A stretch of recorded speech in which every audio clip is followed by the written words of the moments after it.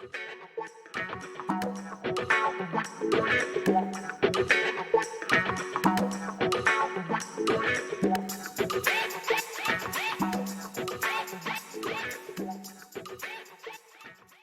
afternoon, Bob. This is Dirk de Klein from learnmedia.tv. I'll be talking to Bob Cremer today about his book, Secret Language of the Blues, and also about the blues. And this video will also be broadcast on YouTube at some stage. So please subscribe to our YouTube channel as well to get the full coverage and everything we do here with learnmedia.tv. As I said, we're going to be talking about the blues today, and it's on the day that it's actually John Lee Hooker's birthday today as well, and one of the great blues legends. So I think it's very fitting that we kind of talk about the blues today. So without further ado, Bob, can you tell us bit about yourself and just kind of kick start things off? Sure, be happy to, and it's a delight to be here on your show, and I hope everyone tunes in on YouTube and learns a little bit about the blues, hopefully. I grew up in Chicago and grew up with blues in my blood. I started listening to blues when I was about 12 or 13, and as soon as I got my license to drive a car, I drove down to the south side of Chicago, where all the blues clubs were at that time. They were mostly centered in the Black neighborhoods on the south side of Chicago. And of course, I went in, sat down at the bar. I was the only white person in the bar. And the owner of the blues club, Teresa's Lounge, was named Teresa, and she scooted down to my end of the bar and said, "You're too young to be here." And I said, "I know, but I just want to hear the blues live. I just hear it on radio." And she said, "Well, honey, you're going to have to get yourself an ID. Give me $20 and come back next week." And that was the beginning of my blues career. That was the beginning of the book, because when I went back, I started asking people, "Why are you laughing? What are you saying to the musicians?" Because there was a lot of banter between the musician and the audience. It was an incredible experience for me. And she said, here are some paper napkins, and here's a pencil. Start writing, because you're never going to remember it all. And that was the beginning of the book. Good. Yeah. And I went on to work in journalism and as an author later in life, and but the blues were always there with me. Even when I lived in China, I had my blues records. I mean, I can fully understand that, because I came to blues a bit later in life, and it was actually, there's a link there with the Karate Kid movie, believe it or not, because the actor who played in that movie, he played also in another movie called Crossroads, Ralph Macchio. And Crossroads, I don't need to tell you what the reference is there, but it was about a young fellow. It's basically the same story as Karate Kid, but it's transferred to Robert Johnson as such. And he just wants to, he goes on a quest to find Robert Johnson's 30th song he had written, and no one could find him. He was on a quest to find that song with an old blues guitarist. I forgot the name of the actor, but there's a fantastic scene at the end of the movie, and I don't mind giving a spoiler away, because it's not a spoiler, because it's a treat. It's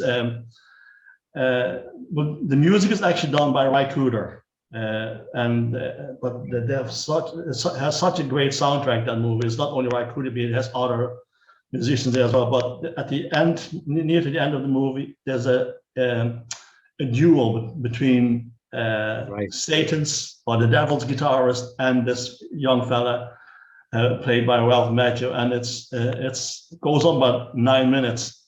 Now, Steve Vai is he's a rock guitarist. He is the devil's guitarist, and then but the movie is actually, it's not a great movie, but that scene redeems the whole other 90 minutes before that. So I could recommend the movie just for that scene, but the whole story behind Robert Johnson as well, of course, which I wasn't really aware of until then. The whole legend about him selling his soul to allegedly selling his soul to the devil to get his gift as a blues guitarist. I thought, Right. Amazing story. So yeah, and of course, Crossroads. Often, Eric Clapton did his version of Crossroads as well, of course, which I don't think is as good as Robert Johnson's. It's a bit. I like Eric Clapton, but it's just a bit too polished for me. Because the blues has to be heard raw. It's an energy. It's an emotion. It's just the fact that it's called blues. It's emotional, and it shouldn't be too polished. I find them and as I said at the start, today is allegedly Johnny Hooker's birthday. Now there's some controversy about that as well. They're pretty sure it's the 22nd of August is his birthday, but they're not sure it was 1912 or 1923 or anything in between those years. So that, which I think is fantastic. Again, like, another great blues legend with a bit of a dodgy kind of background, and I think to me that makes it. So yeah, but your book is called The Secret Language of the Blues. So if you kind of want to go into that a small bit, what is the secret language? Well, the secret language started during slavery. Yeah. And started with what the slaves, what is known as free association.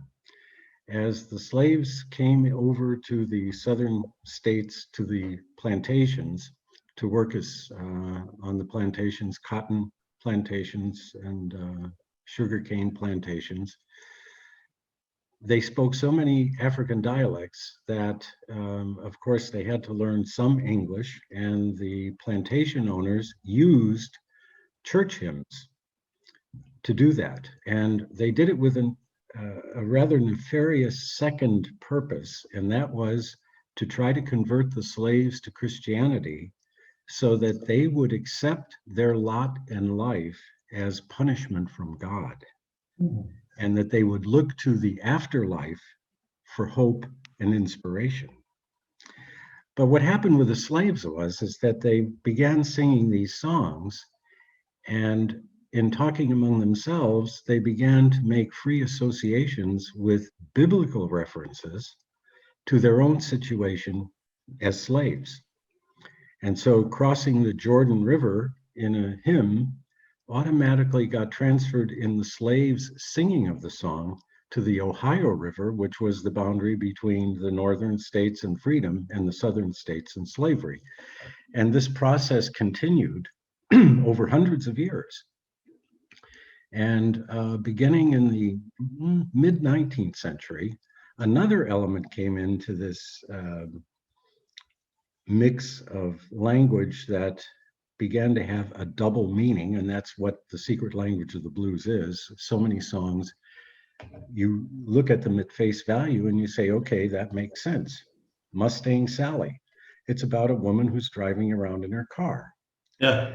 But there is a parallel and a seamless parallel story about this woman being promiscuous. And all of the words in the song that seem to make sense, looking at the song purely as a song about a woman in a car, have a double meaning. Yeah. And lead you to this second song, which is about this woman being too promiscuous and her boyfriend being very, very upset about it. And this process continued after slavery, or during slavery, actually. In the mid-18th century, when the Underground Railroad began to function as a method for the slaves to be smuggled out of the South into the North, what they did was to hide the communication both among the abolitionists who were running the Underground Railroad, as well as their communication to the slaves about certain things they had to know about the escape. They used railroad language. Okay. And this was a second step in the process where the slaves began to learn a second encoded language for information that was important for them to help them escape to the North. And that developed onwards to the beginning of the 20th century, when blues began to develop into its own musical form.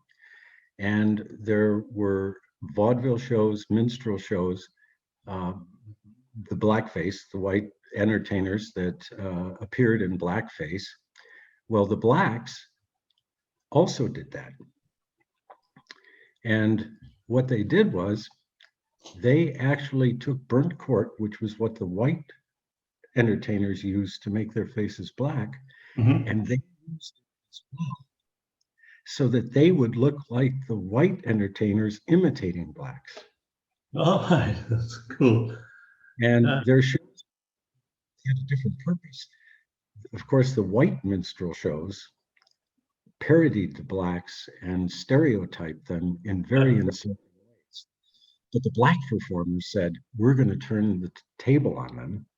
And they began to produce really incredibly innovative and humorous shows that showed how gifted black entertainers were, how literate they were, how they could dance, sing, play musical instruments better than the white entertainers. And so many whites came into these shows because they were so popular that the blacks also began encoding the lyrics to their songs so that the blacks would understand exactly what they were saying, and the whites would take it at face value and not understand the innuendo at all. That's incredibly obscene, and it was called Hokum Blues. There were incredibly obscene lyrics in black minstrel shows, and the whites thought it was all about something else. And the blacks were splitting their sides listening to these lyrics, and the whites laughing, which is in effect exactly the way I felt when I was sitting in a blues club in Chicago, and they're laughing their heads off, and I don't know what they're laughing about. Yeah, I mean, but actually, something I actually never really thought of, but that's fascinating, that idea of that secret language. But I have to say, when I looked at the book, well, I actually have all of the book, haven't got it yet, so I'll let you know. I'll give you a review on it. But I'm pretty sure it's going to be good. So when I had the thought of secret language and blues in my head, I was thinking more along the lines of, for instance, this is more contemporary though, like ZZ Top back in the 1970s, where they have a song out called Francine. When you listen to the lyrics, it's I'm not going to say it's upsetting, but there is a very kind of dark theme to it. It's really about a very inappropriate relationship between a grown man and a young girl. So I thought maybe that's part of the secret language as well. But the way you explain it now, that makes sense to me. That they would have used it as a code and then moved into rhythmical kind of language as well. Because that's what blues really is. It's a rhythmical language. It's a language converted into music, in my opinion. Lindsay Alexander, a friend of mine who sings regularly at a Chicago club I always visit when I'm back in Chicago, Kingston Mines, was sitting with me one night, and he said, that's very interesting, wanting to do a book just on the language, because he said, the melody is our music, but the lyrics are our soul. Yeah. And I think what distinguishes blues from every other musical form is this genetic memory that's transmitted through the lyrics of the human condition of blacks, beginning and going all the way back to slavery and all the way through segregation. That there's this, it's a way of encapsulating these experiences, and sometimes in nothing more than a couplet. But what it says is amazing, and the rawness of the language and the way in which they really tell it like it is, in the truest sense of that expression, is what makes the blues really unique. You have lots of love songs and rock, yeah, and you have all this stuff. I would say rap and probably hip hop are the most logical extension of blues, and That's a point. taking a totally different Yeah, form because they don't have to encode the language anymore. yeah, I mean, the musicians that really were very creative with the language at that time had to do it because as the record labels started up in the early 1920s and NBC and CBS developed nationwide networks for radio where music was being played not only live but on record, they had to find ways to keep that rawness in the lyrics without, destroying their chances of selling the music. yeah, And this was an important step for them that they began to really find incredibly inventive ways to do this. And I always say to people, I say, when you look at the way the language is structured, as terse as it is, but the images that they create, and these people never saw the inside of a school. And they could work with language like that, and they never saw the inside of a school. And it's amazing. And some of them actually were never really properly taught you how to play an instrument either. They just picked it up and just figured it out for themselves. And then there's again, there's a bit more contemporary, but there's a famous quote by B.B. King. He did a song a couple of years, or good few years ago with U2, When Love Comes to Town. And the Edge, the guitar player of U2, was telling him about, you should play that chord and that chord. And he said, I don't do chords, man. He just, I mean, but again, there's that bit of rawness, even in the way they play their instruments. It's just, that really, that to me, that's music, how it should be. And I often get annoyed with people who say, well, I don't like blues. Because they do forget that the blues kind of is the foundation of a lot of contemporary music, like rock and roll, even rock, pop music. The base of it, actually, it's the blues, and there's no other way around that, and people don't understand that. And and sometimes ask them, have you ever listened to actually a blues song? Well, no, because I don't like the music. Well, can I at least try to listen to a song first before you make up your mind if you like it or not? And usually they come back, actually, yeah. And I always say, but listen to it. Don't just hear it, listen to it. And and when you know the meaning of the lyrics, it adds a depth to the music that is simply lacking if you're just listening to the melody.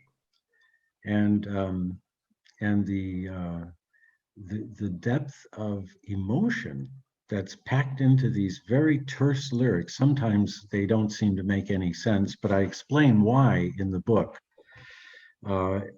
Understanding the text is not just a matter of looking particular expressions up in a dictionary and learning the meaning of those. It's the way that blues is phrased in Black dialect.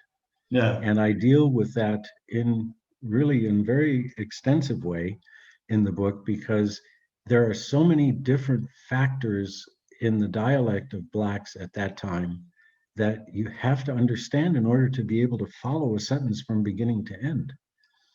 And this is one of the reasons why the book is so big, 700 pages, because when I started getting into all of these different aspects of what you have to know in order to really understand the lyrics of the song, not just the hidden phrases, not just the double entendres, but really the language of blues lyrics, it got bigger and bigger and bigger.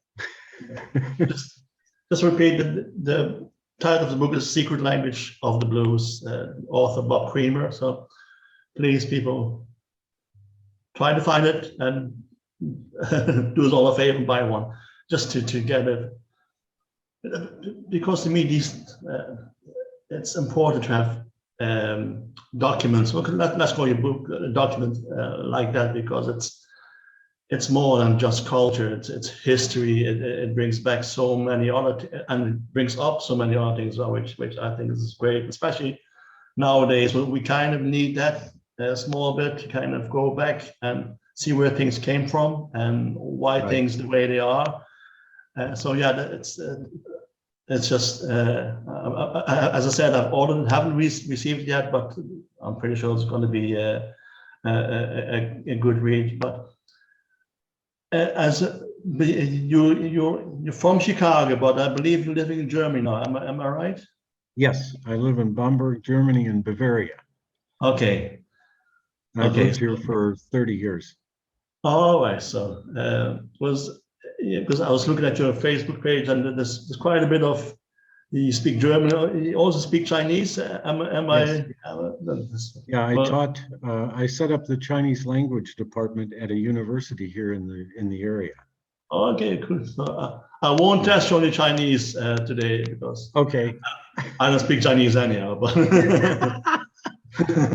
but I do speak German though. But well, I live in Ireland, but I was born in the Netherlands, not too far away from the German borders. I mean, and I've been to Paris a few times. I've been to Munich several times. I've spent some time there. So, and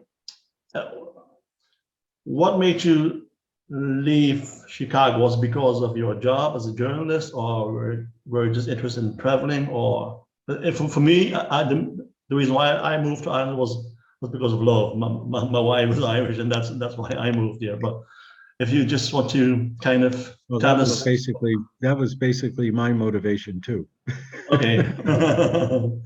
See, ladies always get us. Yeah, that's the killer. That's the killer. Yeah, but no, I lived in Berlin for 8 years when I first arrived, and then we moved to Bamberg, and I worked for Siemens for a while, and then at the university in Bayreuth, which is a town about 50 miles from here, 80 kilometers from Bamberg. And when I retired, I finally had time. And I got out all of my notes and I said, I'm going to write this book. And I've just finished the German language version of this.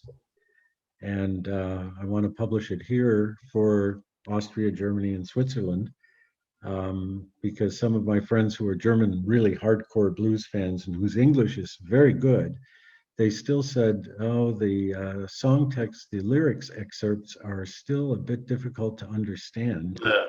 And I'll buy the German language version when it comes out. So can you translate it though properly from into German? I wonder, because German language is a different kettle of fish altogether, really. So yeah, and it takes a lot of time to try to capture the nuances. Yeah, not just the entendre itself, but the nuances of the specific words they use to convey a certain emotion. And as I say, that's been my major occupation for the last 4 months, is concentrating the book, translating the book. I changed bits and pieces of it to clarify cultural references and things like that would be helpful for German readers. But the most difficult part was actually translating the text excerpts themselves, because just the selection of words that blues musicians choose for something, sometimes it's really difficult to find an appropriate counterpart in a foreign language. Yeah. And there's one thing I will never do. I will never try to translate this book into Chinese. But just think of the market you would have, though. Yeah, that's true. That's true. No, but I can appreciate that. I mean, I can understand that. I was the same with Dutch. I think that's going to be very hard to. It was English language is a bit more colorful sometimes than the German or the Dutch language. The German and Dutch language is kind of very direct. Yeah, it's very descriptive. It has to be A or B. There's nothing in between. So yeah, I wish you good luck with that. No, funny you mentioned Mustang Sally, by the way, there, because that's actually a very popular song here in Ireland. Because it was a movie in 1991, 92 called Commitments. Right. And fantastic movie. Yeah, and that was the most popular song of that movie as well. So that's often when people say, "Well, don't like blues," and listen, do you like Commitments? So yeah, do you like Mustang Sally? Yeah, well, there you go. You like the blues, even though it's more like they have more like a soul kind of feel to it. But I mean, there's a few music genres which there's a very thin line between them. I think pure soul and blues and jazz. There's a very thin line between them, and often kind of overlap each other as well. And I think that's what makes those three genres very appealing to me as well. I mean, one of my favorite songs is by Billie Holiday, and that's Strange Fruit. That's Strange Fruit. The language is not the secret language there. Really, it's very in your face, even though it's kind of hidden. But anyone with half a brain knows exactly what that song is about. Like, so I mean, and every time I hear that song, it just But the imagery is so powerful. In that song, and yet, and this was sort of the direction that the secret language of the blues took, is that we still want to be able to defend the song on the face value of the lyrics. And she could talk about Strange Fruit as being something other than bodies hanging from trees. So it protected her in a way by using Strange Fruit as an analogy for the blacks who were lynched by the KKK and these mobs that coursed through the countryside, just looking for blacks walking down roads to attack them and kill them.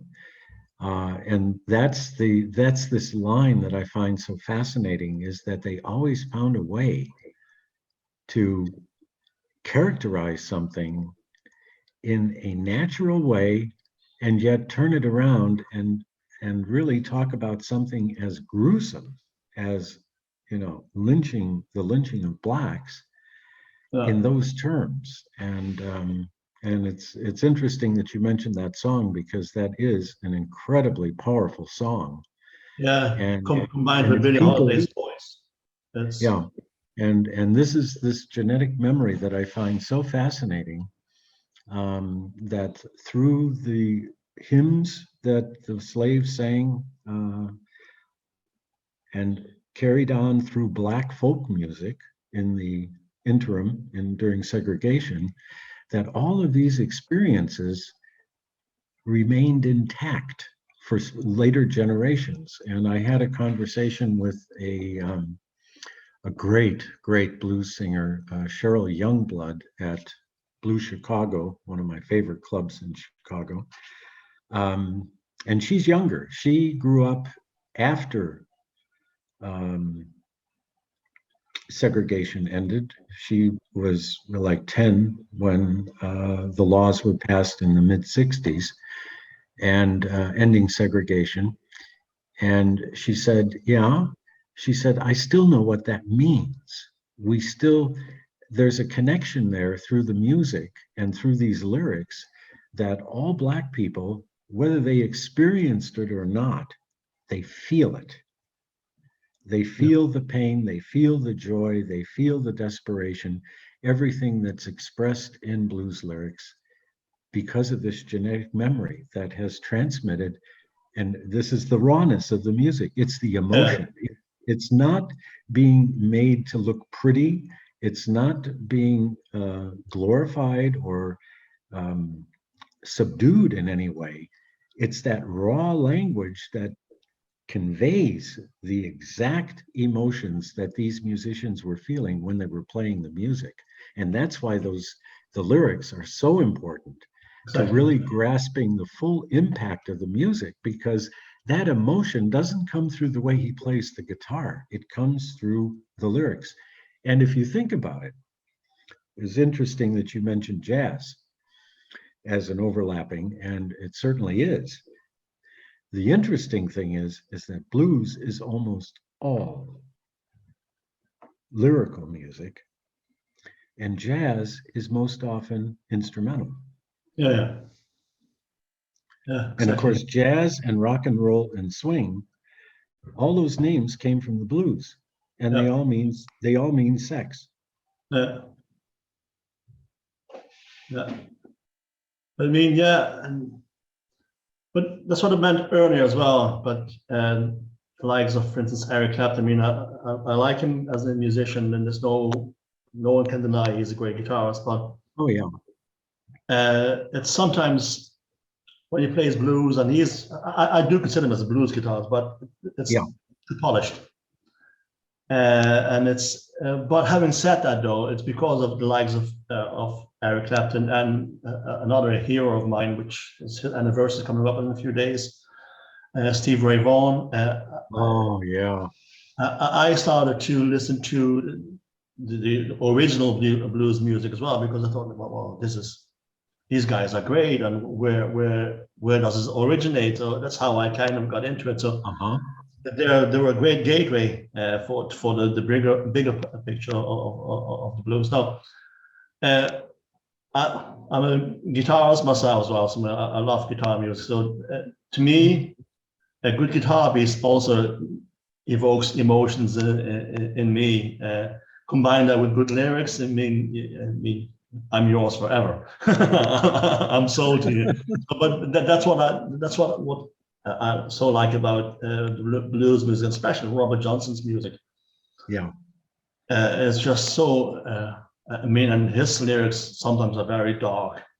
When we refer to devil, I know who he's referring to as well. It's not actually Beelzebub, but I know what he's talking about. But it's so dark, but yet the simplicity and yet the rawness of his guitar playing is just combined with lyrics. It's just phenomenal. Well, it's interesting to note that nobody can quite figure out where this legend came from. Yeah. That Robert Johnson sold his soul to the devil, and most people fall back on the fact that after he became a guitar virtuoso, he died very early.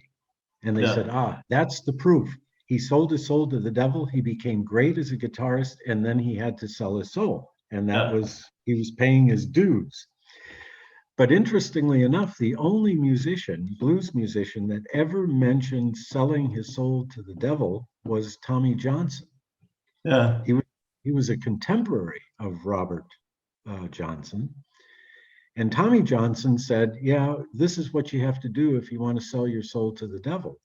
But there's no indication anywhere in any song, in any lyrics, that any musician actually took this seriously or did anything about it. Yeah. And so it's interesting that this legend and the Crossroads, as I mean, it's like the Mecca of blues history. Exactly. But anyone with the slightest notion about blues, when you mention Crossroads, that you don't have to explain what's meant with that. And there was another kind of part to the Robert Johnson legend. I'm not sure how true this is, but apparently he disappeared for about 6 months in his life. And after he came back, because he couldn't play anything, after those 6 months, when he returned, he suddenly was a virtuoso, as you said. And I think that's where kind of people started talking about as well. But I think that that's where the myth or the legend kind of started of him selling the soul to the devil. I mean, regardless if he did or didn't, he's just a great musician. Well, at least we have 29 songs from him. 29, yeah. We're still looking for 30 yet. So yeah, but you know what, Dirk, we have to keep watching the movie, and maybe the ending will change, and he will find the 30th. He will find it. Well, no, but it's I have to. It's not a great movie except for those 9 minutes of guitar. So, but it's entertaining. Kind of, I think, especially for younger generation, will bring them into the blues music because the soundtrack is just fantastic. That sounds like Born in Mississippi and stuff like that. It's there's actually no instruments with it. It's a cappella, but it's still pure blues, and it's just. It goes back to what you said, the hymn, the church hymns. That's some of them are kind of like hymns, really, with a slightly darker theme to it. So, but yeah, to me, I could talk hours about the blues, and my family say I do. And I'm I also like rock and metal as well. So those will be my three main music favorites. Really, it's interesting you mentioned hip hop or rap, and that's something I've said before as well. That's probably the only continuation of blues music because it's very poetic. In a way, it's very lyrical driven more than anything else. So yeah, I think I agree with you. There is some kind of links, but yeah, they don't have to hide their lyrics nowadays. Because some of these people are multi millionaires. I mean, having said that, though, sometimes no, I don't like him as a person. I have to say, but I've listened to some of Kanye West's songs, are actually quite deep. For some reason, he's quite religious about things as well, but he's very critical as well. So, but this was before he actually before he started believing his own hype, I suppose, because this guy never went. Listen, I don't care about it anymore. But yeah, there is that with hip hop and blues. So it's a black urban variety of blues in that it's. The language is brutal, but it characterizes in very, very concrete terms the experiences of many Blacks living in urban areas today. And in that sense, it's carrying on the function of the blues in a different musical setting, but it's providing that same raw emotional impact for the listener that blues evoked in the 20s, 30s, 40s, and 50s, going on up into what's happened to blues today that I find a bit disturbing is that the basic message and function of the blues has been turned into a musical form, a musical entertainment form that has lost this function. And when I listen to blues artists like Joe Bonamassa, you were mentioning before that Eric Clapton was a little bit too polished. Yeah. And I find that there's a lot of white blues musicians in particular that are getting on the gravy train, but they don't have this projection of the emotion behind the lyrics they're singing. I listen to Joe Bonamassa, and even when he's singing a blues song as blue can be, I hear a rock song. Yeah. I don't hear blues in it. And I'm not saying by any stretch of the imagination that there aren't absolutely fantastic white blues artists, don't get me wrong. But there are a lot of them that are taking the music and sort of stealing it. And they're putting a stamp on it that doesn't really have much to do with the tradition of the blues. I mean, if you listen to Janis Joplin, I mean, there's nothing more blues than Janis Joplin. Yeah, exactly. And Eric Clapton is a very accomplished musician and plays wonderful blues. I mean, B.B. King would not be playing with him if he didn't think so. Yeah. But there are a lot now that I hear on internet radio stations, blues radio stations, where I go, what does that have to do with the blues? I don't even hear a blue note in the music. And I find a bit disturbing that it may become diluted in its move from a very specified a music genre with a very specified audience to one that becomes a mass entertainment medium. Yeah, I do agree with you about Joe Bonamassa. I have one of his albums, I have to say, and as I said, I'm a guitarist as well, and what I look for in a guitarist is a specific sound. Uh-huh. And he doesn't have that. Because, for instance, if Stevie Ray Vaughan would play guitar, he's this is with the first two notes, you know who that is. That's Stevie Ray Vaughan. Yeah. Same with Eric Clapton, you know who that is. An Irish guitarist, Gary Moore, even though it's more rock guitars, but you knew straight away, this is who it is. With Joe Bonamassa, it could be anyone. It could be anyone. It could be me even. I'm not that good. But yeah, and that's what I miss. That's what I miss in his music. I haven't even listened to his lyrics as much. With him, it's more like I kind of miss that. There's just that specific sound I need from any musicians, by the way, not just guitars, but whatever, a pianist or. But with drummers, you sometimes can recognize, well, this is who that is, even though it's just a rhythm instrument. But yeah, that's what I miss with him. I took a German friend of mine, came down one day and he said, I just saw Joe Bonamassa. It was amazing. And I said, Joe Bonamassa? And he said, yeah, it was amazing. It was really good blues. 2 weeks later, just by accident, Papa Chubby was performing not too far from here. I got tickets and I said, now I'm going to show you a real white blues guitarist. And we went to Papa Chubby's concert. And when he came out, he said, I see what you mean. Yeah. I said, he is a blues guitarist. Yeah. And I said, Joe Bonamassa is a good guitarist, but he's not a blues guitarist. The worst gig, I suppose, well, it wasn't the full gig, it was a support act of a gig, or support act of the Eagles. I like the Eagles. It was a great band. And that Kenny Wayne Shepherd, and when he started off, he was hailed as the up and coming blues guitarist. So I had great hopes for this man.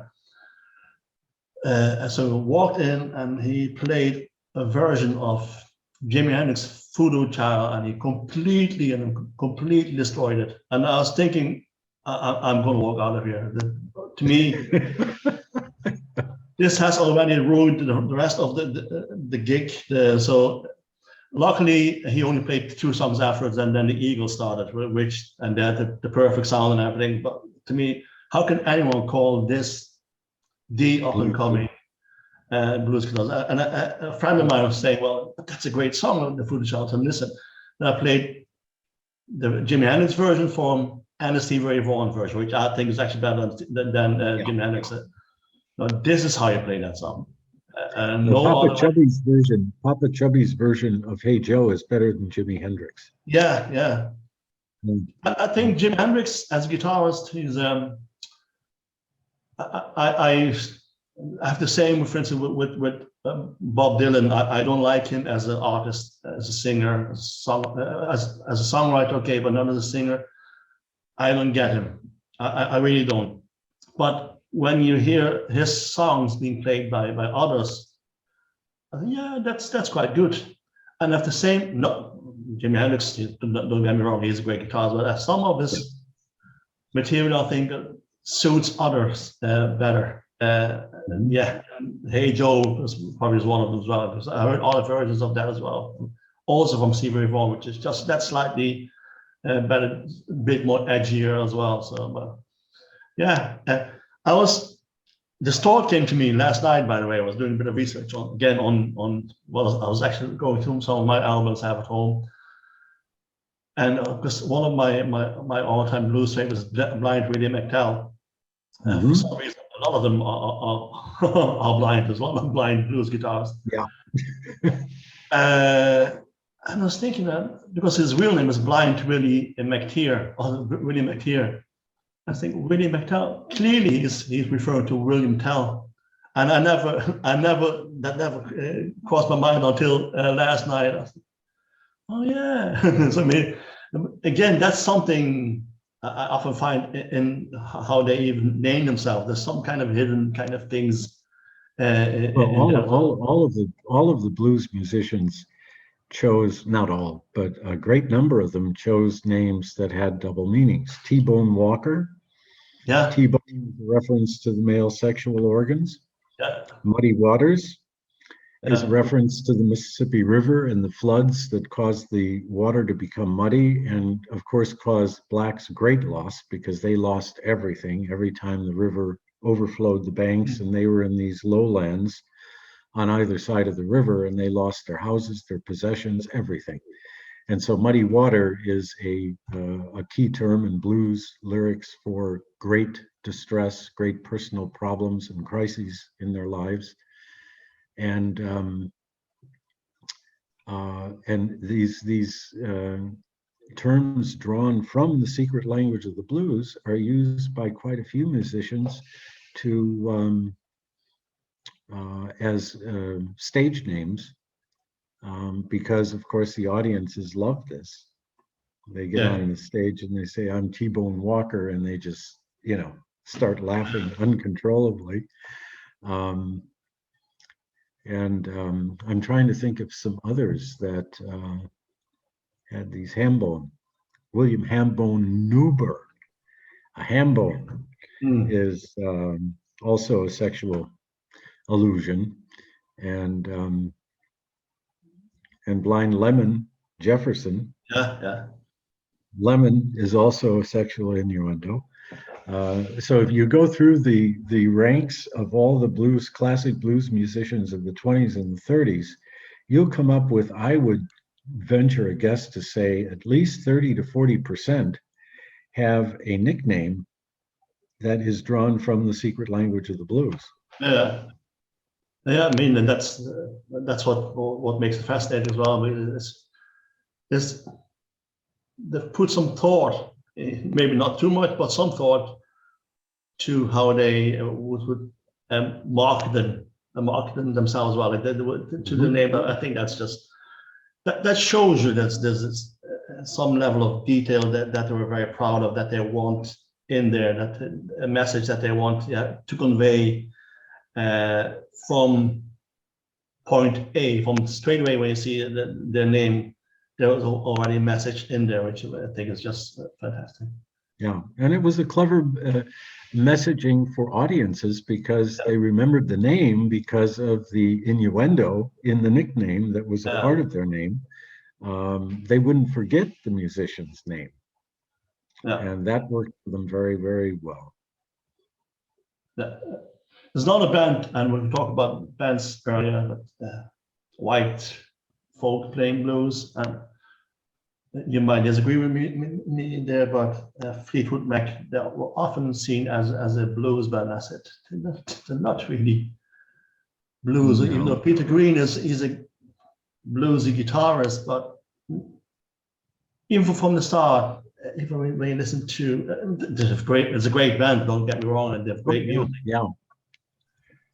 But putting them, especially the earlier Fleetwood Mac, as a pure blues band, I would not go that far. They have some blues elements to it, but pure blues, no, I wouldn't go that far. No, Cream has blues elements in it.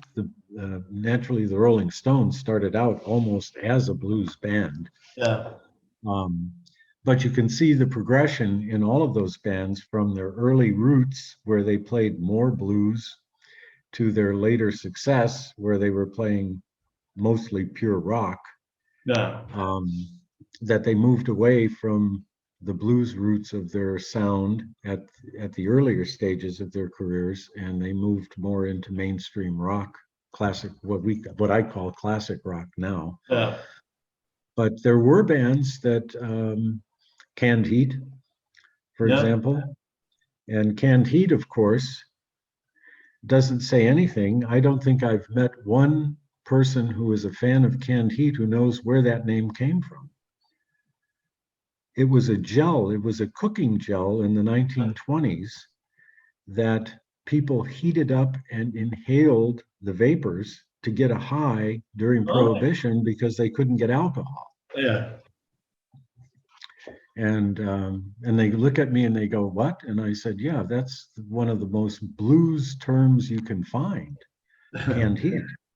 And I said that was the origins of that band. They were playing blues music at that time, but they moved on, as many of those groups did in the intervening decades, and moved more into a mainstream rock mode. Yeah. But often they had very strong influences in their music. If not an outright blues band, they certainly had very, very distinct and easily recognizable blues elements in their playing.